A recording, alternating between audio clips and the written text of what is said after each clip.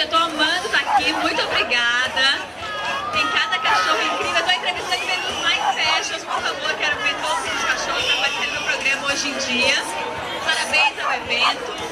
Olha, a hora que eu acordei hoje, tá uma neblina, um frio, eu falei, será que o pessoal vai levantar e vai pro passeio? Parabéns, todo mundo que essa preguiça de lado e toda a cachorrada pra se divertir, que esse evento é muito lindo, vocês merecem. Pelo amor de Deus.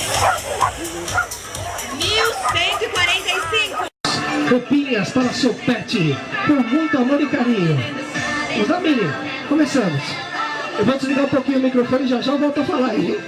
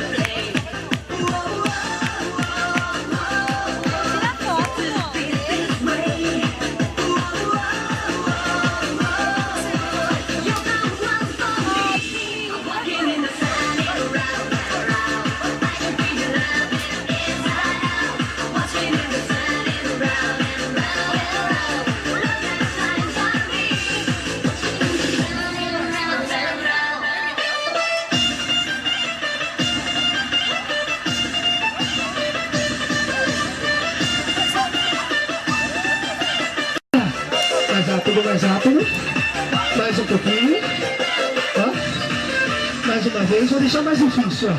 E ela não para, se deixar ela ficar até e ele vem com o seu cavalo, olha só. De pezinho, olha pra mim. Segura, pior.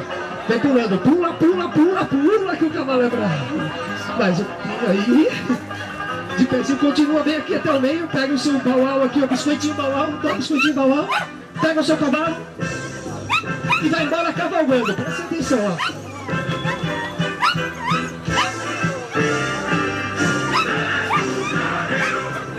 Uma homenagem ao único cowboy brasileiro.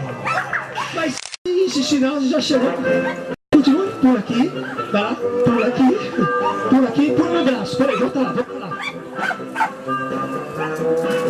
Pode subir. Ganha ou não ganha?